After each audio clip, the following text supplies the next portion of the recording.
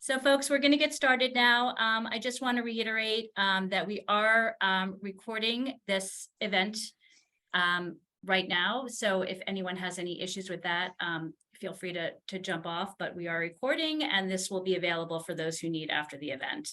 And I do want to thank everyone for joining us today. My name is Deborah Kotz. I'm the Senior Director of Media Relations at the University of Maryland School of Medicine, joined by my colleagues at the University of Maryland, Baltimore, and also the University of Maryland Medical Center. We put together a panel of experts today. We are all awaiting the upcoming legalization of cannabis in the state of Maryland, which is happening on July 1st. So we put together a panel of experts today to talk about what some of these issues are and the importance and the impact to the communities in Maryland. I would like to get started. I also would like to share briefly the folks who will be joining today, so you can take a screenshot. We can also provide them to you as well after the event. So I'm just going to briefly show you the folks who are joining us today. So you can see our list of participants.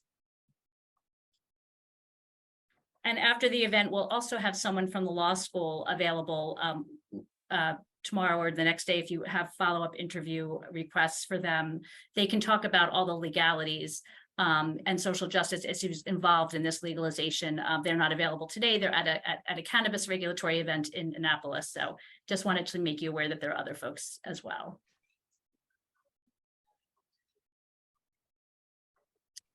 Okay.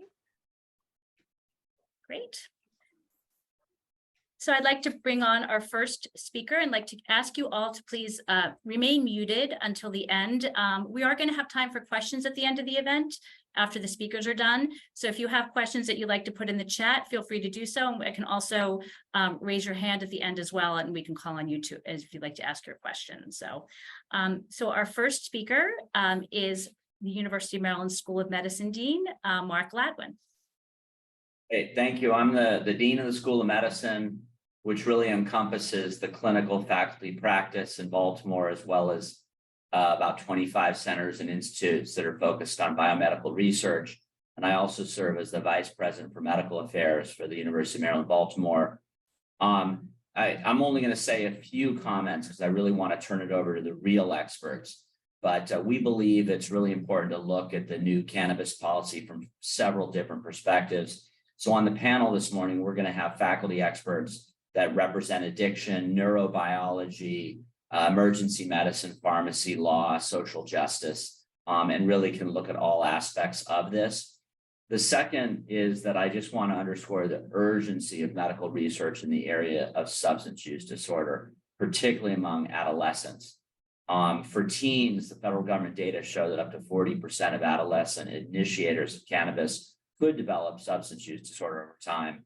We really don't know the impact of high potency cannabis during pregnancy, and there's many other questions that this raises that really need to be studied and understood. We have created this new Kahlert Institute for Addiction Medicine at the University of Maryland School of Medicine, and this is going to play a really important role in conducting research in this area. And we have one of the leaders of this addiction institute here on the call, and you'll hear from later, Dr. Weintraub.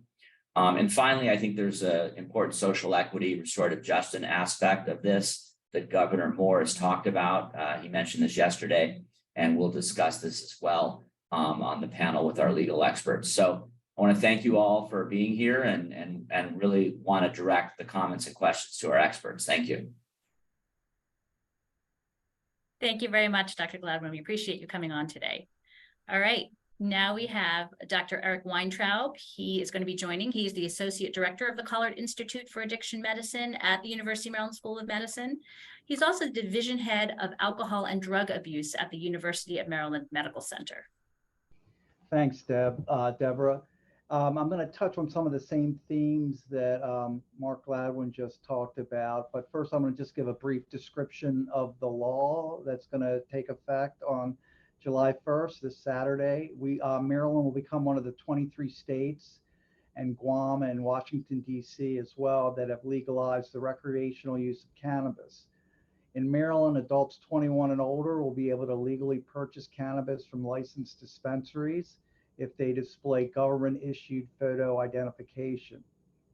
The new legislation also allows people to possess up to 1.5 ounces of cannabis flower, up to 12 grams of concentrated cannabis, or a total amount of cannabis products not exceeding 700 milligrams of THC.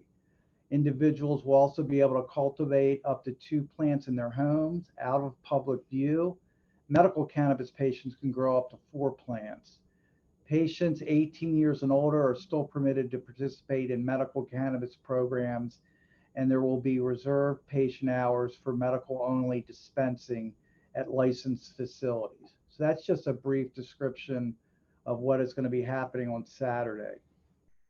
This legislation represents an important step in the decriminalization of substance use. We have learned that criminalizing the use of illicit drugs is not an effective preventive strategy in decreasing use. And in fact, over the years, has actually been an abysmal failure. And we can look back at a lot of different examples of this, including prohibition, as far back as prohibition, and also trying to eradicate cocaine in Colombia. It just doesn't work. We need to treat the individuals and address the problem with those that use. This law will reduce the disproportionate impact of cannabis-related arrests and convictions on marginalized communities. It has been demonstrated that despite the same rate of use in Black and white Americans, the incarceration rates for cannabis-related offenses is 4 times greater for Black individuals. However, legalization of cannabis, as Dr. Gladwin mentioned, brings up important issues that must be addressed now and in the future. Studies have demonstrated that between 10 and as high as 30% of individuals who use cannabis will develop a use disorder. This is defined as the compulsive use of cannabis and an inability to stop using despite negative consequences in multiple areas of one's life. It has been reported that 9% of those who experiment with marijuana, 17% of those who start using marijuana as teenagers, and 25 to 50% of those who use daily will become addicted.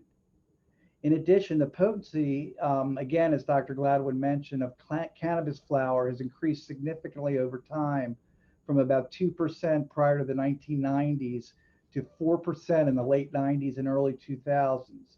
Currently, the most popular strains have about 17 to 28% THC potency. There are also a variety of concentrated THC products, some of which have concentrations of THC as high as 95%. Due to cannabis being defined as a Schedule I drug by the Controlled Substances Act, past research on it has been limited. There are unanswered questions regarding its safety and efficacy, including the following. And these are just a few of the things that we need to really get a better understanding on. How do cannabis products affect the pregnant mother and developing fetus? What is the impact on cognition in the developing adolescent and young adult brain, which is not fully matured until the mid to late 20s? How does the use of cannabis impact driving safety? How can we prevent an increase in pediatric poisonings that has been seen in Canada and other states that have legalized cannabis? One study demonstrated an over 1,000% increase in poisonings in children from 2017 to 21, the majority occurring in residential settings. And the most common scenario are children getting a hold of edibles that look like candy. In what way does cannabis use impact the development of psychosis and subsequent psychotic disorders? In what disorders is cannabis an effective evidence-based treatment? We need expanded research in the areas of treatment of pain, mood disorders, sleep, anxiety, PTSD, and other areas to clarify this question and clear up public misperceptions. And I know, just talking to people that I know and friends, there are a lot of misperceptions about what the evidence shows as far as cannabis effectiveness. And I think another question, again, that Dr. Gladwin touched on, how do high potency THC products influence the development of cannabis dependence and use disorders, and acute intoxication syndromes. Rigorous scientific investigations of cannabis are critically needed for providing the public and healthcare professionals with accurate guidance for making informed decisions regarding its use. Thank you.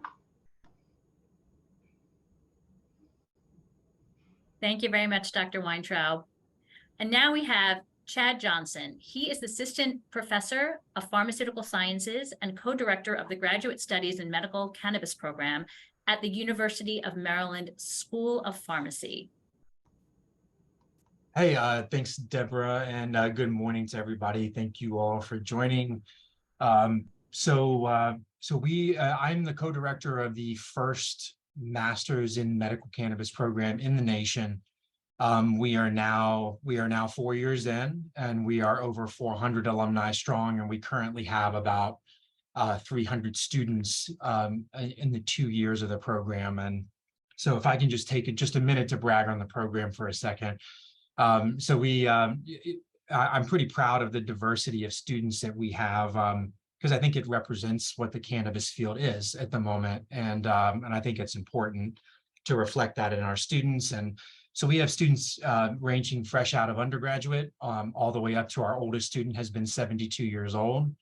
And we've had people about half and half science backgrounds, half don't. About a third of our students are medical professionals, doctors, nurses,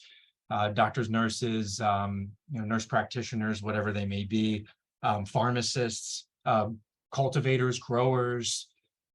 We have lawyers, police officers, government workers. So we have a wide range of student diversity, which I think is a big strength of our program. The program consists of, it's 2 years of study, and we cover a variety of topics from pharmacology to the history and policy to law to genetics and genomics to analytical techniques, all relating to cannabis. So it's I think this program is appropriate, especially now since medicinal cannabis has been legal now for a while in Maryland, and now we're turning a new leaf over, no pun intended, in a few days. I was asked to touch on a couple points today. The first is how medical cannabis programs will be affected by the new law. And I think the intention is that they won't be. And I certainly hope they won't be. The Medical Cannabis Administration, formerly known as the Maryland Medical Cannabis Commission, who the School of Pharmacy has had a close partnership with for a while, they have something posted on their website that addresses this very question. And I think their intention with this new law is that the medical cannabis program will not be affected, but there is a few differences. For medicinal cannabis, you can be 18 years or younger if you have a registered adult caretaker, whereas the recreational or adult use, you have to be at minimum 21 years of age to participate. So that is an important distinction. And I think Dr. Weintraub properly clarified that the new law does establish patient-only operating hours, including product availability, which I think is important because people who are using this as medicine still need to be able to get their medicine versus somebody who is using just for adult use that doesn't have any direct, they're not using it for any direct medicinal value. So the good news is that medical cannabis programs should not be affected. The Maryland General Assembly, they also took into account in this bill that they provided framework for the conversion of existing medical cannabis business licenses to incorporate both medical and adult use cannabis, which is good because I think, I think that the current dispensaries, they don't want to lose business. If patients, if more consumers are going to be embracing the adult or recreational use, they want to be able to provide to both types of consumers, whether it be medical or adult use. The next point is about having standardized products. So I am an organic chemist by training, So I am a firm believer in analytical techniques and purity and quality control. And I think if we are going to classify this as a medicine, and even more so if we're going to be selling this recreationally, we do know that the components in cannabis are pharmacologically active, and that they do have an effect on the human body as well as animals, and that have been done in studies. And so I think anytime you're dealing with something like that, standardization, quality control, and purity should be forefront, that we are providing patients and now adult use consumers safe and effective products. They shouldn't have to worry about their health and well-being when they are consuming these products, whether it be from post-processing of the plant or any of these formulations such as edibles, vaporization cartridges, metered dose inhalers, whatever method of development may be for the cannabis products. So in particular, an issue that comes up a lot is hemp-derived cannabinoids that are delta-9 isomer, delta-9 THC isomers or derivatives. And Deborah, if it's okay, I'd like to just share my screen quickly, and hopefully I won't mess this up. Right. So I hope everybody can see this. So when I use those words, I've provided also expert testimony to the Medical Cannabis Administration about these isomers and derivatives. I'm sure not a single one of you has not seen delta-8 or delta-10 THC if you've driven by a gas station. You see it in bright blue neon lights, advertising products that are sold there. So when I use these two words, I just wanted to clarify what I mean. When I say isomer, we're talking about the same chemical formula, but a different connectivity of the atoms. I promise I'm not going to bring back your nightmares from chemistry class. Don't worry. And then derivative, we're talking about something that no longer has the same chemical formula. This next slide, a forewarning, is going to look a little bit busy, and you're going to see a lot of chemical structures. Don't get overwhelmed. So these are just some of them. I just wanted to highlight some of these isomers and derivatives that are already being marketed to patients. I have in the green here highlighted the isomers, which you'll notice if I can get my pen here.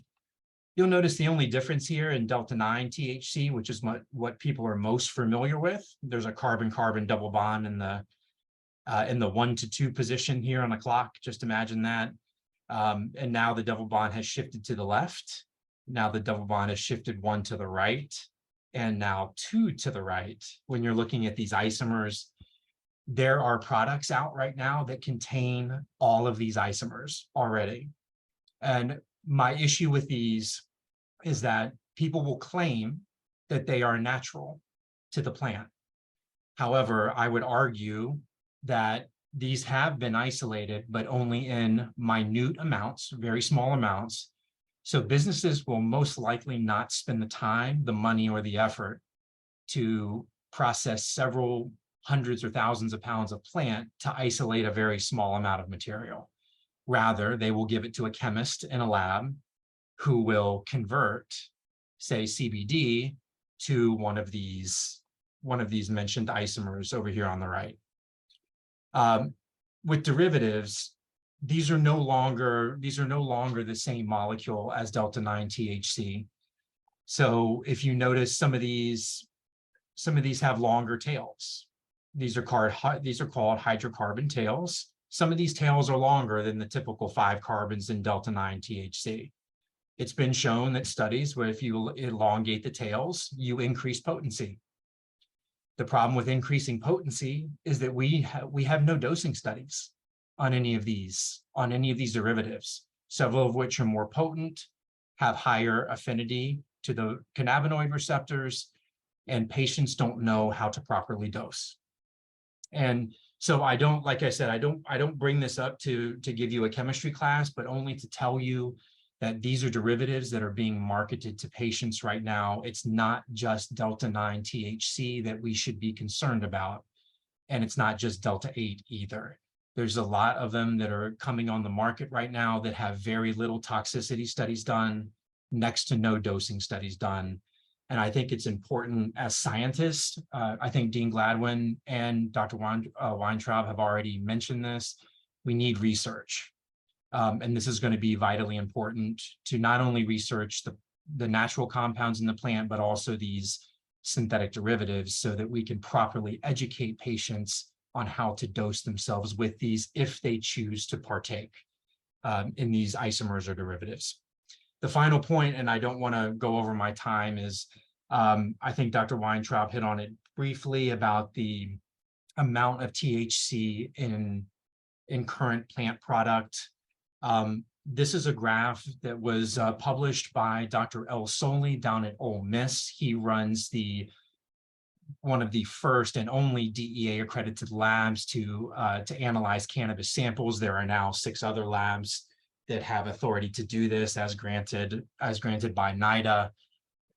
However, this was a study done in 2016. I know it's a little out of date, but I have another one to follow up on this. Dr. El Soli had analyzed approximately 38,600 samples of cannabis. And I don't think I need to belabor the point, but from 1995 to 2014, you can see that the graph is just steadily going up. Hopefully that should be pretty straightforward to see. And then a follow-up study that looked at the years through 2019. Notice in this graph here, there was just an ever so slight dip in 2014, but we were still hovering around an average of 12%. And so you can see that data point carries on here, slight dip, but then once again, an increase.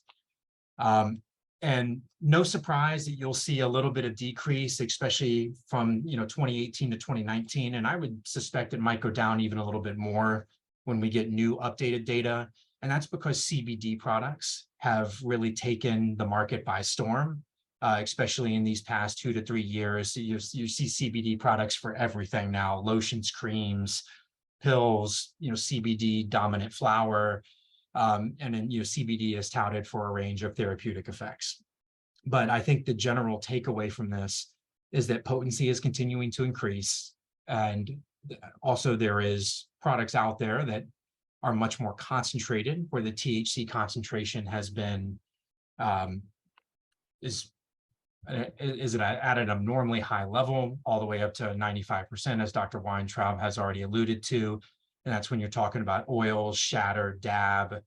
There's a bunch of products that are advertised out there where concentrates are used and the percentage of THC is much higher. And just to put an emphasis on this, I know we're focusing on the adult use, but there is no therapeutic benefit when you're working with that high of concentration of THC. In fact, that has been shown to have adverse effects. So it's just something to keep in mind. And I hope that even though the industry is moving towards the recreational side and adult use, I do hope that that we can still educate. We have the opportunity to educate consumers so that they can properly dose themselves and remain safe. And thank you. And I will stop sharing.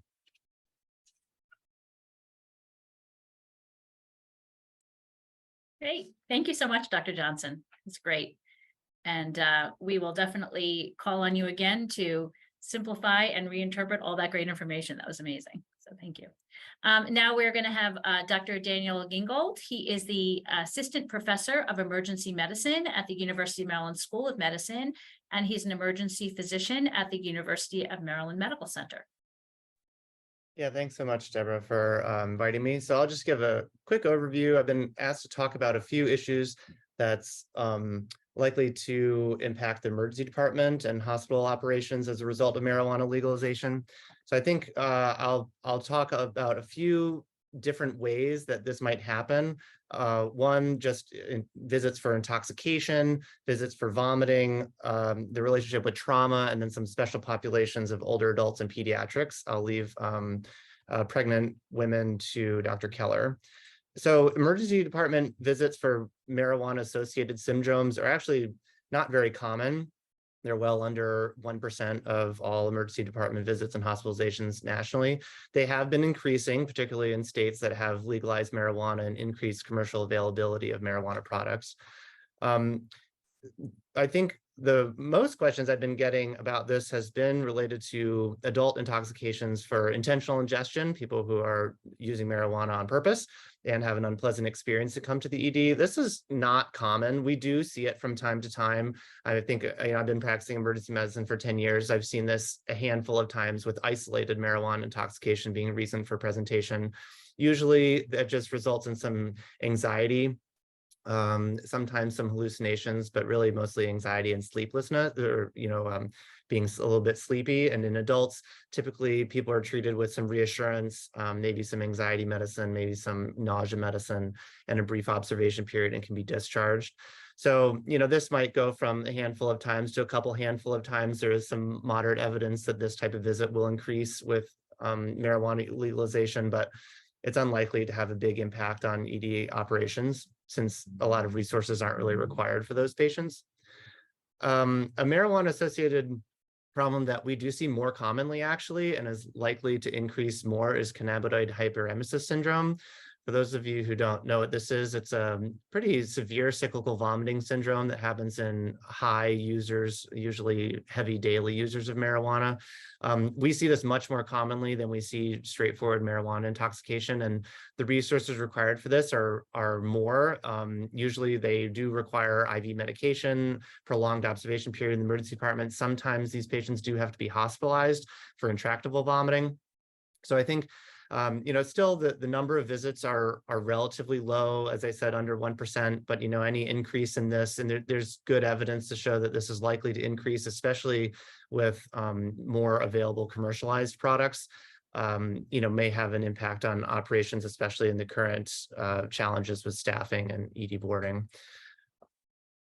As for trauma, it's definitely not a good idea to drive while using marijuana. There's good evidence to show that marijuana inhibits reaction time similar to alcohol, and might result in more likelihood of car accidents. But luckily, the risk-taking behavior that's associated with alcohol and other drugs is not as common with marijuana. And so there's actually less good evidence that legalization and commercialization of marijuana has an impact in overall trauma volumes and overall car accidents.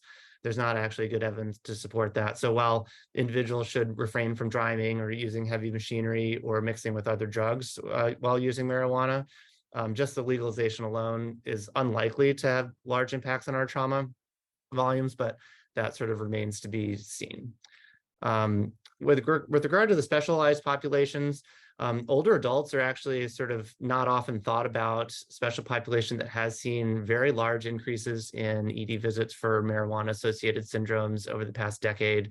In California, there was like 1,000% increase in this demographic over the past 10 or 15 years.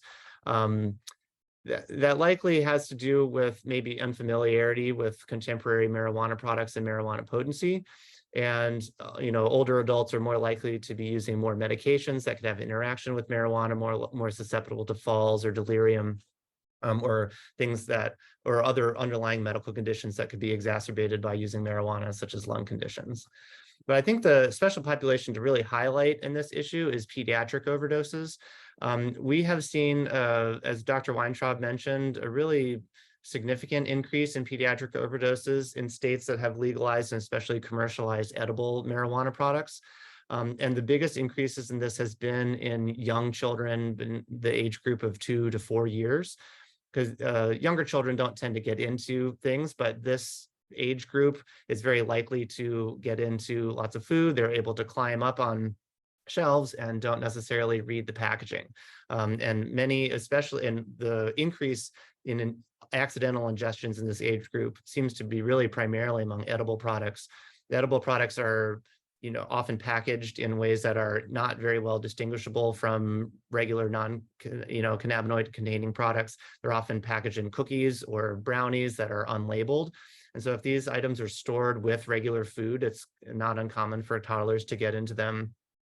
So in areas that have seen increases, it's been about 30% year on year in areas that have legalized marijuana. So I think we can, and in pediatrics, unlike with adults, sometimes these patients are hospitalized. Severe outcomes are rare. It can cause seizures, and there have been children who have needed breathing tubes and needed to be in the ICU for somnolence. Probably the biggest danger to children is that when a child comes in unresponsive and can't say that they took a marijuana product, which in that age group they're unlikely to, we need to work them up for other things. So this would require a lot of hospital resources to make sure they're not having a bad infection or are sick for some other reason.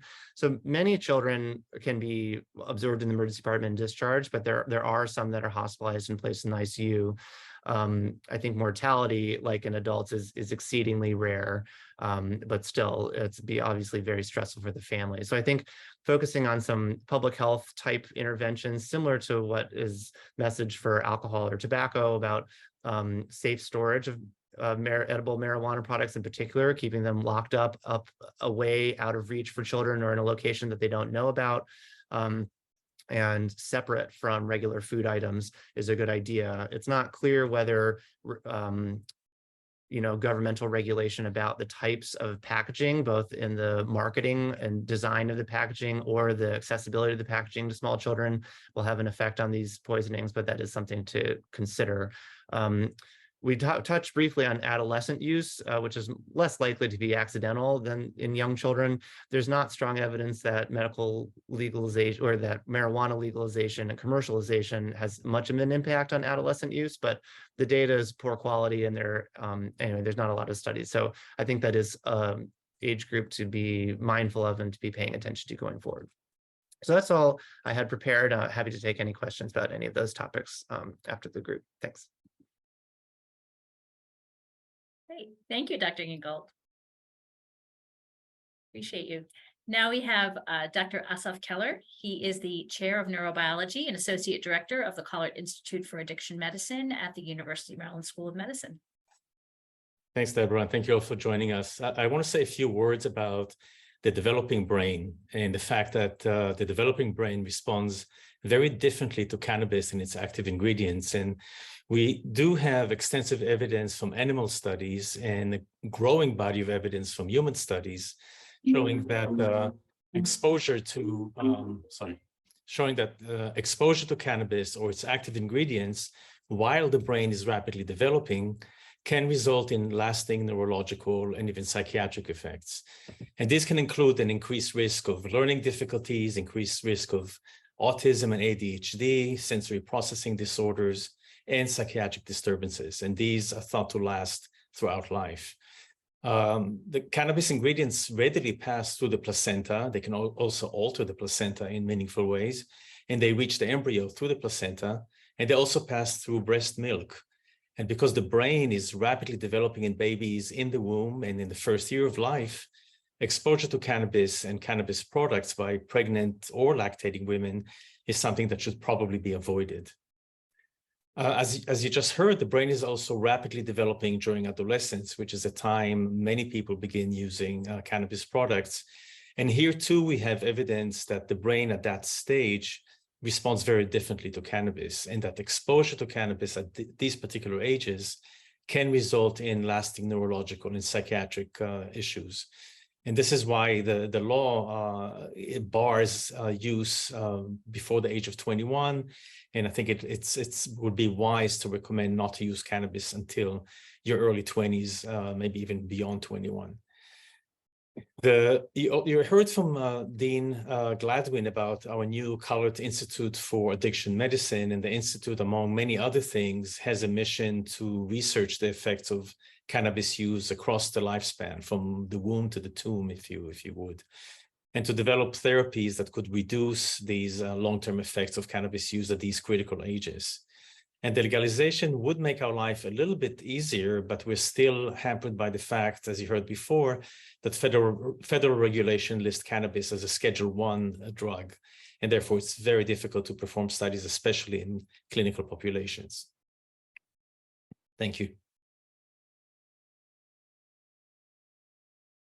Thank you very much, Dr. Keller.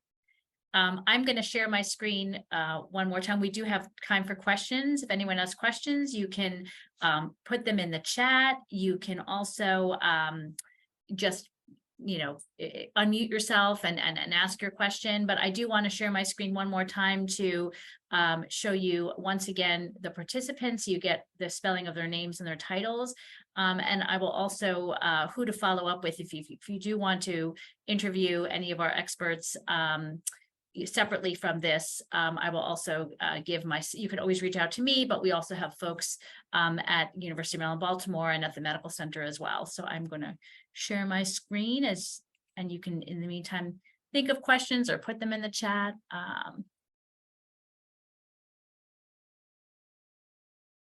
So once again, these are the participants who participated in today's and the order in which they spoke. So you can see the spelling of their names and their title.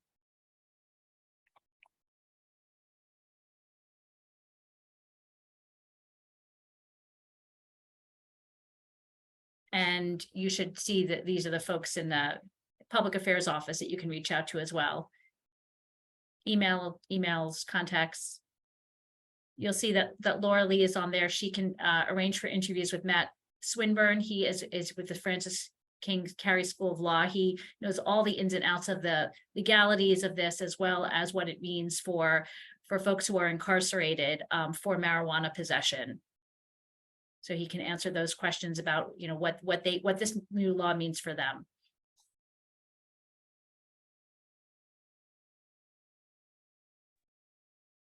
Great. So does anyone have any questions that they'd like to ask?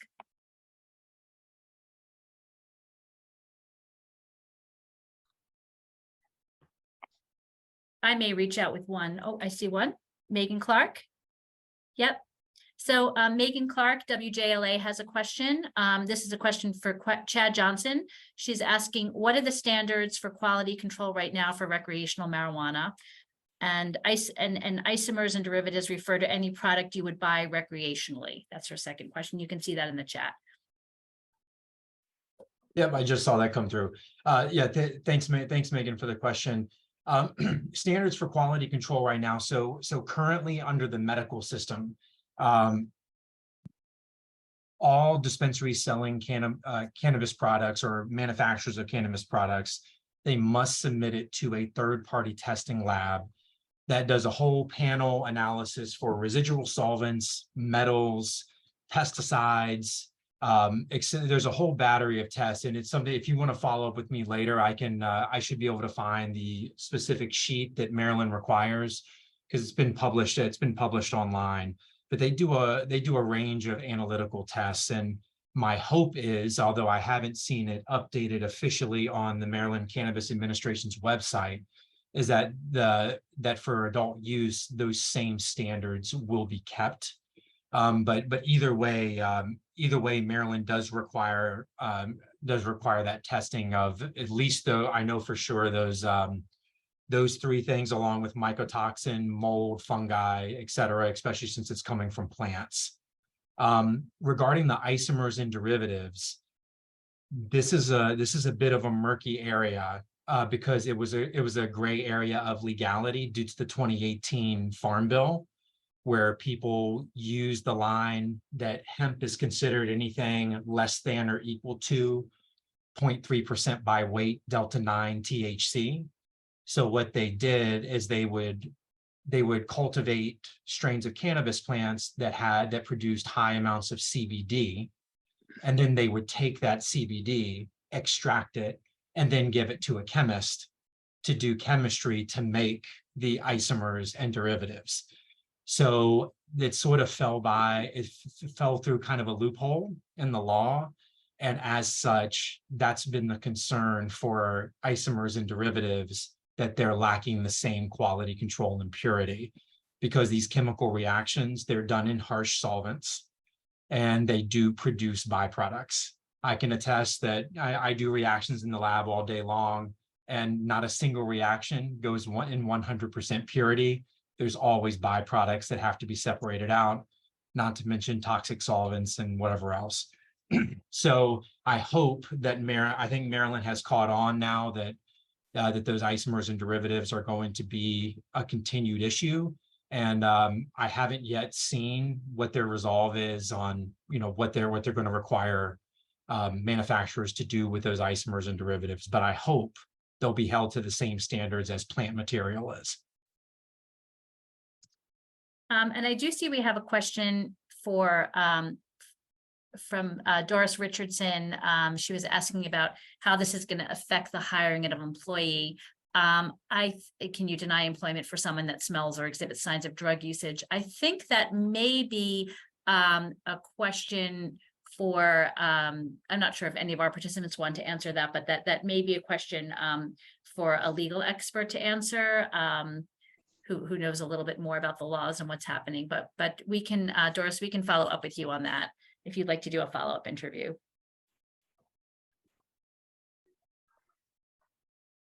Great. We also wanted to mention that we have Angel Bivens on this Zoom as well. She is with the Poison Control Center, run out of the School of Pharmacy, the local Poison Control Center.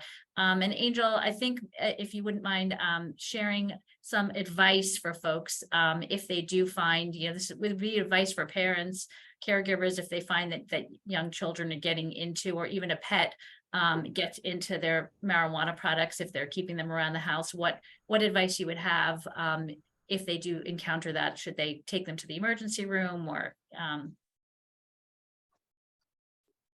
Thanks, Deborah. I would say that the first thing is to realize that calling the Poison Center, we're like a judgment-free zone, right? We're not there to get anybody in trouble. So be honest. If you think your kid got into an edible, give us a call. I think what Dr. Gingold had said is that if you take a child in who's unresponsive and don't share what's going on, the kid's going to have a lot of unnecessary workup and tests. So first and foremost, be honest, call the Poison Center. We can walk through with you what potentially could happen. And we want to get the message out there that little kids don't react the same way to cannabis as adults do. So we don't want folks, kind of like alcohol, they're not just little drunks. It affects them differently. So giving us a call, letting us know what you think they got into, and then letting us work with you and potentially the healthcare providers, to go ahead and get them through their exposure. That would probably be the best thing. So calling us right away. I can't stress the safe storage that all of the panelists have mentioned, up, away, out of sight, away from other foods. We did have a couple of older kids get into some cookies that were in the cookie cabinet. They were homemade. They got into the cookie cabinet and thought that they were just regular cookies that mom had made. So just the importance of storing the cannabis in someplace different, up, away, out of sight. If you can lock it away, that would be great. Just treating it like any other household product or medicine.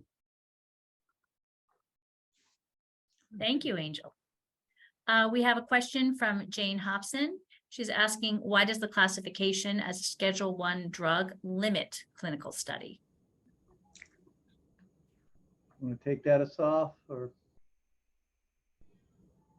The issue is that under federal law, physicians are not allowed to prescribe and not allowed to transfer cannabis across state lines, and therefore you cannot perform, or it's very difficult to perform a clinical study under those conditions because you're violating federal law unless you go through very complex and time-consuming regulatory approvals to make that possible. To get a license to use cannabis, which is classified as the most dangerous drug according to federal law, takes anywhere from 12 to 24 months just to get the license. And then to actually administer it to patients and even to animals, you have to go through additional processes. So it's a very complex and process that slows down research. Thank you. And Wesley Queen, yes, thank you. Yes. My question, so a follow-up to the last discussion, when the Maryland legislation was being considered, recognizing that the Schedule 1 relates to federal law, was there any consideration to us having that, be able to do that study or be able to do that within the state of Maryland? Unfortunately, federal law trumps state law. So the most that we have to follow federal law as far. Now you would say, well, how is that possible? We're allowed to legalize and recreationally use marijuana while the federal government says no. The federal government has decided at this point with this administration not to get involved in states passing these laws and legalizing it. They could do that though. But to do research at this point, and again, Asaf might be able to, Dr. Kahlert might be able to, we have to follow federal guidelines, especially at the state institution. We need to go along with the federal guidelines in that area. So the state cannot pass a law that sort of bypasses the federal law. And then there are layers of complexity on top of that. Being an educational institution, we are under the guidance of the Department of Education, the Federal Department of Education, which forbids having cannabis products on campus. So you have to go through that regulatory process as well.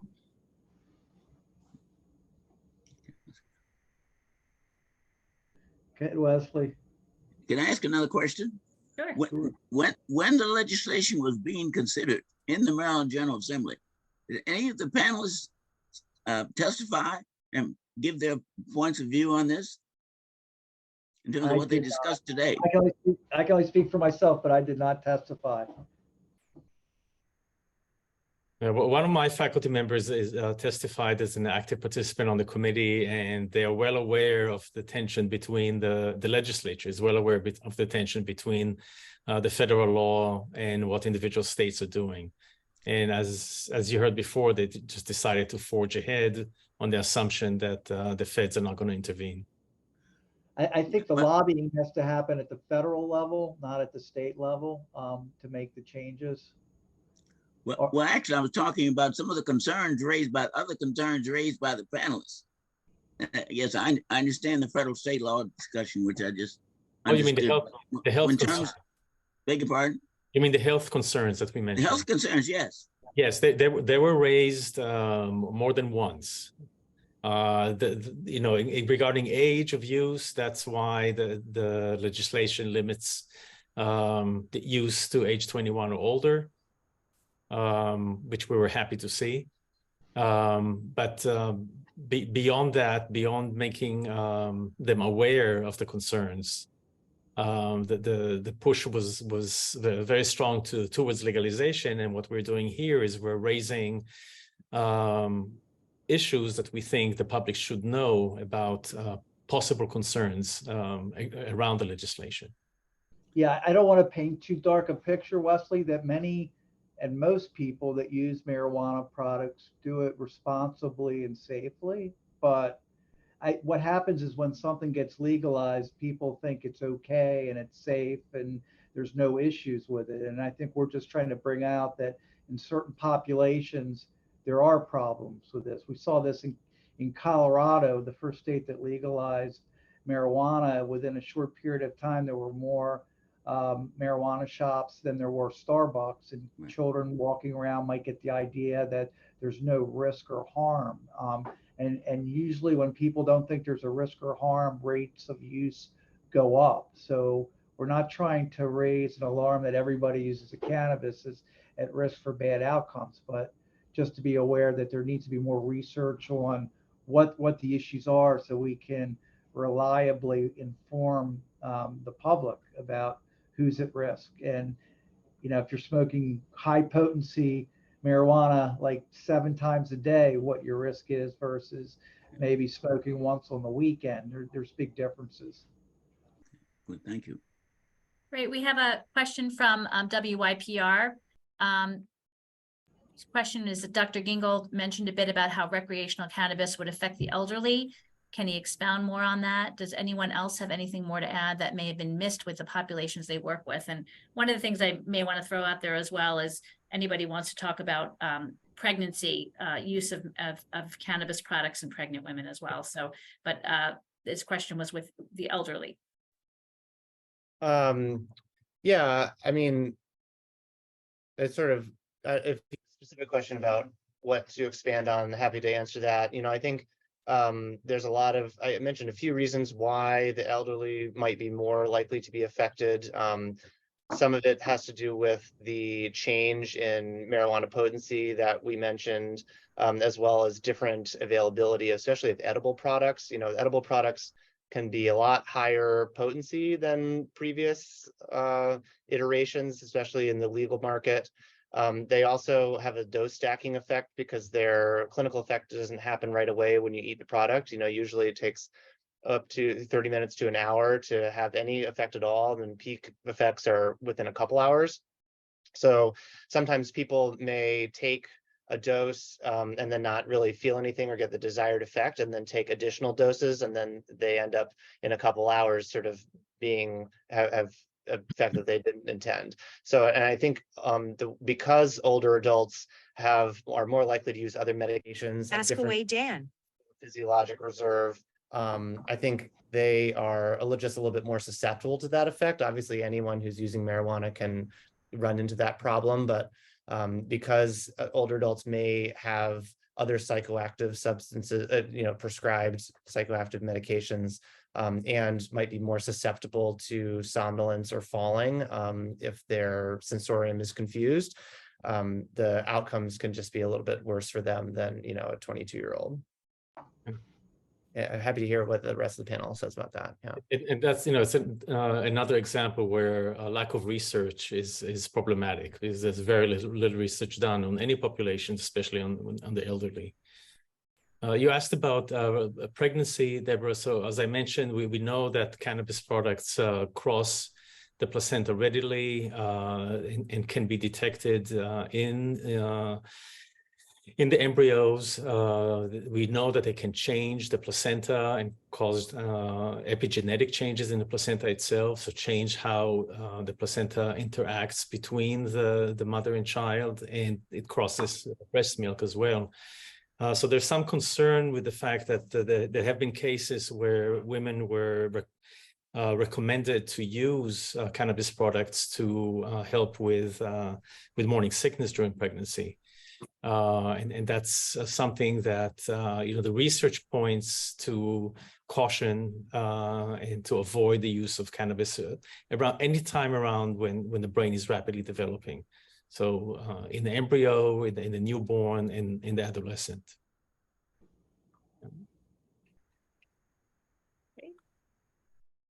Any other questions? Oh, sorry. Yeah, I just wanted to amplify, Wesley, what Dr. Weintraub was saying. I think my personal opinion that on balance, the legislature weighed the pros and cons of legislation. I think on balance, as you heard, it's probably a good idea, and in fact, criminalizing cannabis has proven to be not the best approach. All we're saying is that there are several concerns that we need to consider at any age group moving forward. Any other Thank you. questions? Looks like Wesley has one.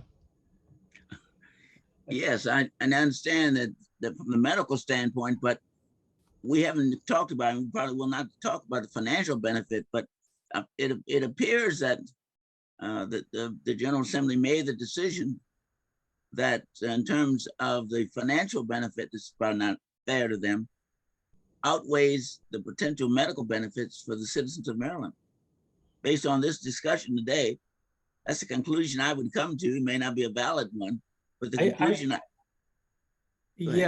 I wouldn't say that. I think even if you put that aside, the harm caused by criminalizing cannabis for so many years on social and personal levels, and especially on minoritized communities, far outweighs the medical concerns that we're raising here in my mind. Wow. Yeah, I agree. And I That's think interesting. people are smoking marijuana anyway, Wesley.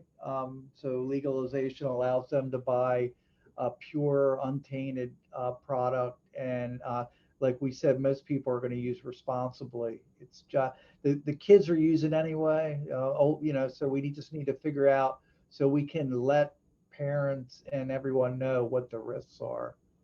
Same as alcohol.